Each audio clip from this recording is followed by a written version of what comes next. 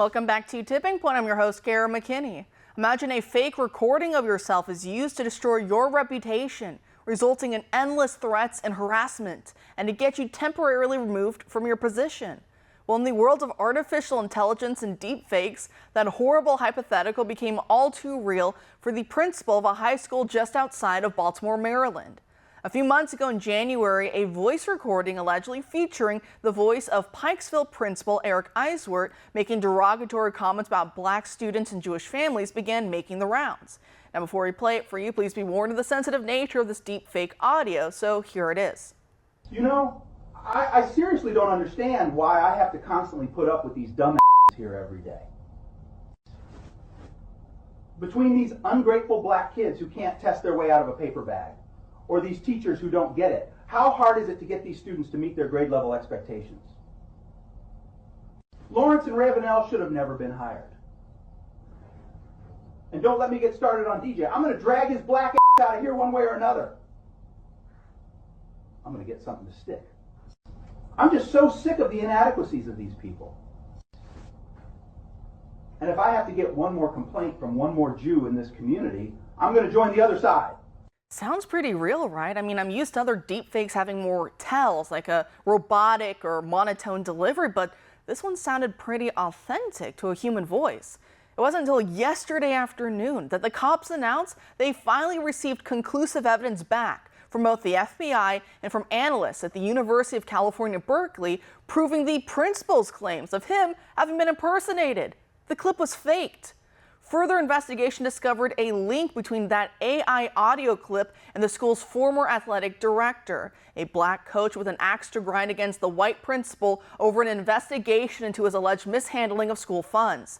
This local news article explains, quote, police said Darian had used the school network to search for AI tools. While Darian originally denied involvement, police have since connected an email address that sent out the audio clip to Darian's grandmother's home in Los Angeles that has a recovery phone number being Darian's own cell phone.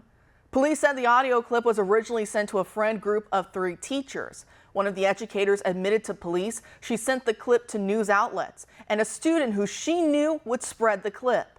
An investigation into the other teachers involved continues, end quote. The former 31-year-old athletic director, Dajon Darian, has since been arrested and charged in connection with this whole scam. You thought hate hoaxes were bad before. Now look at how much worse they're about to get with this new technology. So that was my submission for this week's Everything is Stupid wrap-up. Joining us now with his Everything is Stupid weekly wrap-up is author and supply chain consultant Jim Nels. Jim, thanks for being here tonight. What do you have for us this Friday? Hey, Kara, it's great to see you. You know, that story just makes me think.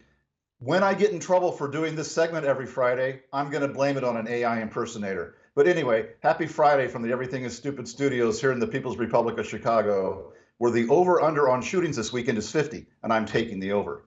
It's been another crazy, stupid week. We have a lot to cover, so let's jump right in.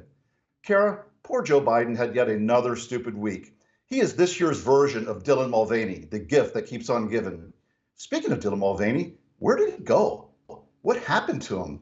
I guess that 10 minutes of fame finally ended. But anyway, let's talk about old crazy Joe. He always seems to lose his battles with his teleprompter. Maybe it's dementia, maybe his speechwriters are messing with him, or maybe he simply has a hard time with words. Biden was speaking to a trade union in Washington, D.C. on Wednesday when he decided to incorporate his teleprompter script into his speech. He told the audience, I see an economy that grows a lot in the bottom up, where the wealthy pay their fair share so we can have childcare, paid leave, and so much more, and still reduce the federal deficit and increase economic growth. He then went on to say, imagine what we could do next. 4 more years. Pause. Reading out loud the teleprompter instruction to pause. Well, besides not having any clue about how the economy works, Joe simply does not understand how to work with the teleprompter. It's not that hard. Kara, you and I are professionals. We practice, we rehearse, we take pride in our craft. We would never make such a silly mistake. Cut to Jim, split screen of Jim and Kara. Oh, sorry, never mind. Maybe we all have our Ron Jeremy moments.